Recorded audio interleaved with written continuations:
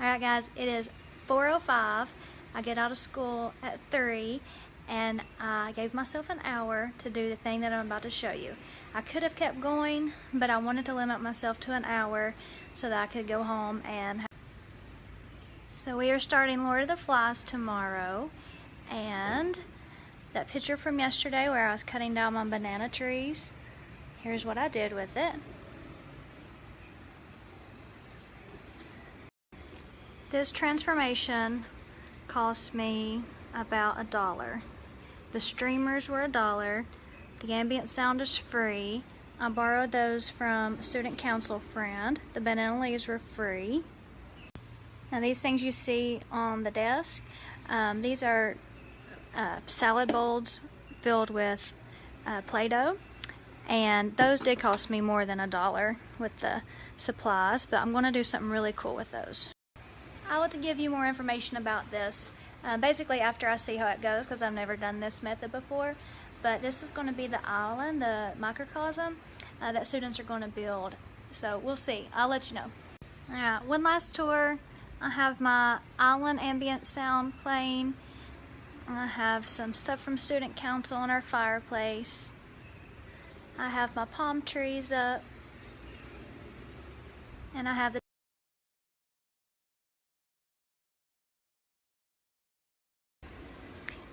And one last thing, before you ask, I do not know how long these will stay green. I did not test this method. I just cut them down yesterday, and I'm hoping they'll stay green until the morning.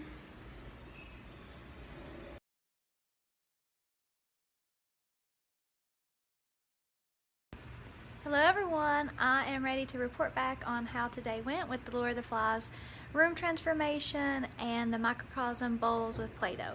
So I'm going to show you.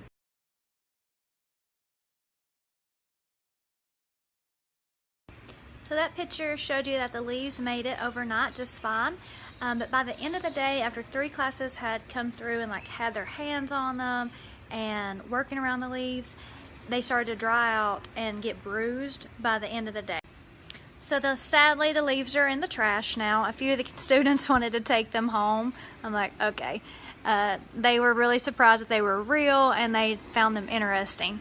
But what they love most of all is honestly this. This simple thing right here was honestly their favorite. All you do is type in on YouTube, Island Ambient Sounds. This is the first one that comes up. And it just plays these lovely ocean sounds. It's got an island. They love that. So speaking of their reactions, a few of the teachers here were asking me, did they love it? Did they love it? Well, honestly, some of them I don't think even noticed. Like there was a big banana leaf on your desk that wasn't there before. But I don't think. However, there were some students who appreciated it so much, they just kept going on and on. They were feeling the banana leaves, they were loving my palm trees, and they were just very appreciative. And so no matter which reaction they had, of course, I love the ones who appreciated it, but even if they didn't, my goal was overall to get the students interested in Lord of the Flies and to make it intriguing for them. And I feel like I accomplished that. Now I'm going to show you the microcosms. This was definitely a favorite. They love playing with the Play-Doh, working with their hands, working in groups to create this little miniature world inside of these salad bowls. I usually would never make this many copies. We're in 1-to-1, but I wanted them to close read, and I knew that they were going to get the Play-Doh all over this so they couldn't use their books, and I didn't want their sticky fingers on their computers. So what they did, they read the section once, and then they went back and they looked at the descriptions of the island, and they worked in groups to create what the island looks like based on the text. I basically want to show you all these because I think they're just so cute and creative, but I'll stop with this pig. Please look.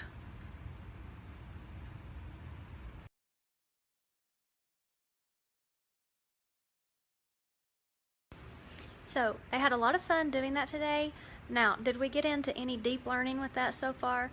Not yet. I think they do know what the definition of a microcosm is now, but the real in-depth analysis is going to come later when they get these.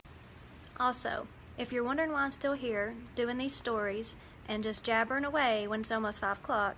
That's because I have open house night. I teach seniors, so I don't know how many parents will show up, but I went and got a coffee from Creamy Cup.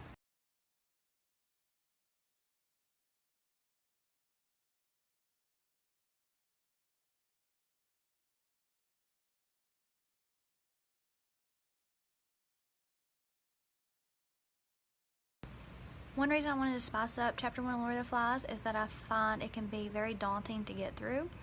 And so I actually found a PDF version online. I copied and pasted that into a Word document and I abridged it myself. And then they read half of that abridged version and then we stopped. And that's when they went back and looked at the descriptions more closely. They did a close reading of the island descriptions and they made their microcosms. Yes, and this is the part I'm excited about. So the red little beads, that's going to represent their fire, and they're going to add that tomorrow and talk about the symbolism. And then we have these army men that they are going to be adding. So far we have the actual setting of the island, and we have the conch shell symbolism, and I have fire figured out, and I have the beastie figured out, but I need something for Piggy's glasses. Any ideas? This is definitely a struggle. I feel your pain. What I do is I try to build excitement from the beginning. I do a lot of the first chapters in class to get them really hooked on it. And then when I do outside reading, I make sure that they know. And when we do outside reading, they know that they're going to have a Socratic seminar the next day when they get in. And I find that this helps them to want to read so that they at least have some intelligent things to say in front of their classmates.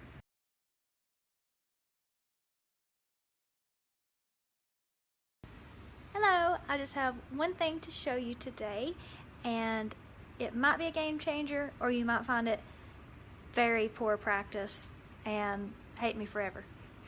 When we read class novels, we read some in class and then they'll read a chapter for homework and then some in class the next day.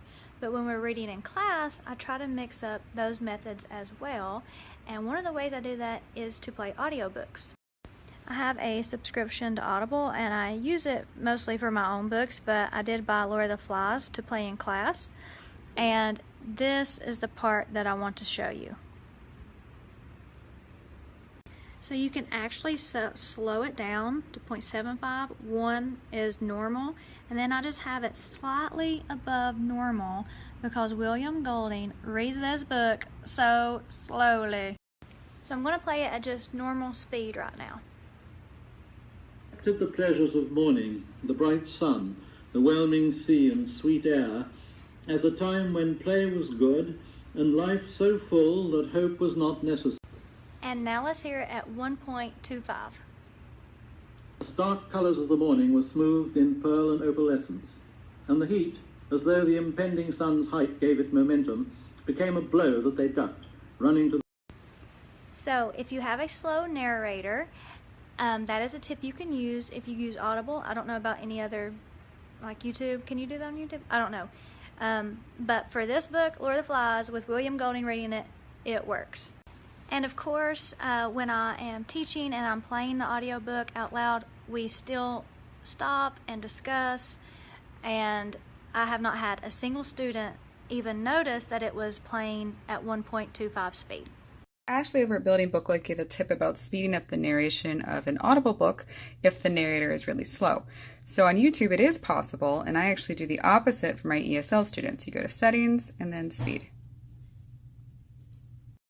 Hello everyone, we added to our Lord of the Flies microcosms today. I want to show you what we added and how that lesson went, because I know a lot of you are planning on doing these microcosms yourself when you teach Lord of the Flies. So before we start reading chapter 6, I put this passage up on the board and I had them draw that, what they saw in their mind's eye before we even started reading the chapter. And I got some gems. So I told them that they could not look off of a neighbor, they just had to go by what they saw in their mind, as Sam and Eric were describing this beast that they saw up on the mountain. And so after they finished, they just showed each other their drawings and they had a good laugh over that. So then they read chapter 6 to find out what the beastie really was, and once they found out that it was the parachute man, I gave them these army men that I got at the dollar store for $1. We didn't use the whole pack. I still have some left. And we talked about dramatic. Oh, and I forgot, before this, as a review for the previous chapter, they added their fire to their microcosm, and they talked about what the fire symbolized. So then the parachute man gets placed close to the fire, and they have a class discussion about what that means for the boys. And that leads to a writing, which I'm getting ready to show you. So as a group, they each had to do their own one of these, and then they had to combine all the group's answers into one, and they had to tell me why they think the author introduced the beastie into his microcosm.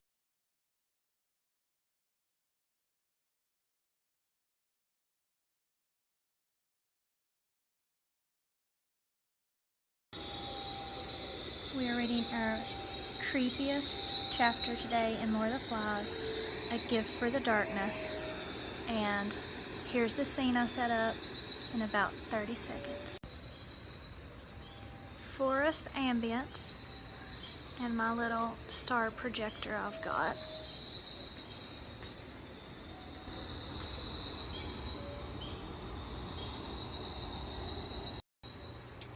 So my creepy chapter tactics seem to work. The only thing is that they all thought they were going to be watching a movie when they came in, and it was dark, and I had this going, and I had this going. I left the creepy forest sound, that's what I typed in, literally, creepy forest sound.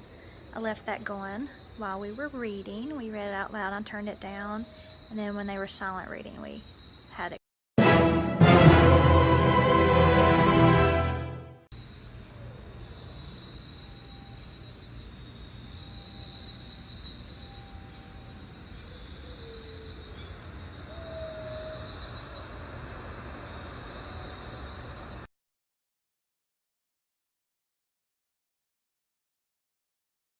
So today we did our first Socratic seminar of the year, and I wanted to give you some tips on how I make these successful, because it was a really good discussion today.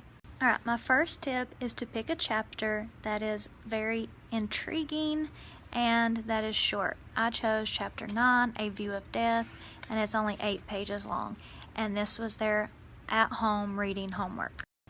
Next, I always print out a little bookmark for them, and it has these prompts. 3, 2, 1. 3 questions to generate discussion, 2 passages or quotes that are insightful, and 1 explanation of. So as they're reading, they fill out this. That way when they come to class, they are prepared and they know a good idea of what they're going to talk about, and if they draw a blank, they have something to refer back to. But here's something to stress. You have to tell them that when you start the discussion on the next day, that they cannot repeat any answers.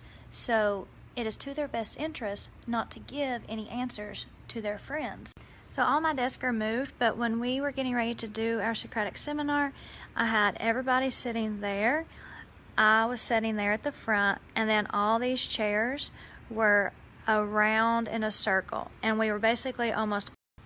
The circle is very important because it creates a different atmosphere to where everybody can pretty much see everyone else, and you can definitely see all the faces as they're getting ready to have this discussion.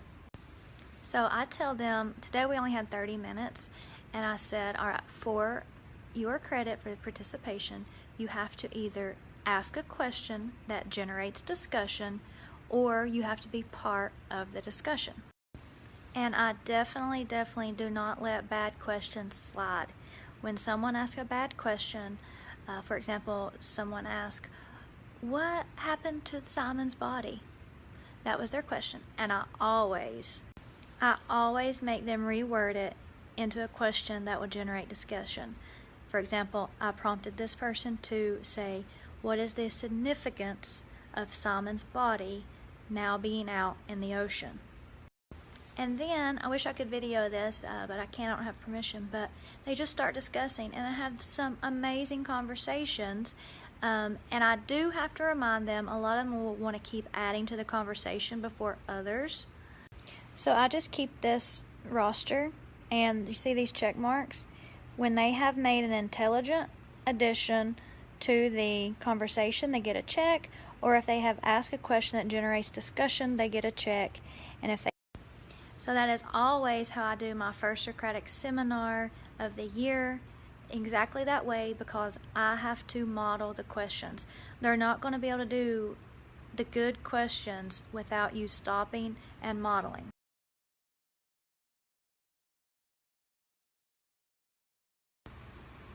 So we added to our microcosms today. I cannot remember which one of you lovely teachers gave me this idea, but I gave each group a paper clip and they turned them into Piggy's glasses.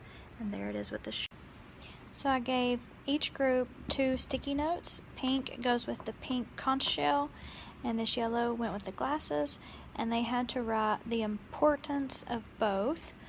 So here are some of the answers that you see. Then I projected this PowerPoint and they debated which was most important on the island. We usually do this as a digital activity, but I was trying to be hands-on, so that's why we added to our microcosm. And this led right into Chapter 10, the shell and the glasses, and we wrapped it all up. By the end, we talked about which one Jack thinks is most important on the island. So all of our sticky note analysis are really taking off. Can you see the glasses in there on that little dude? And they are doing a great job, and this is really helping them to understand the concept of microcosm.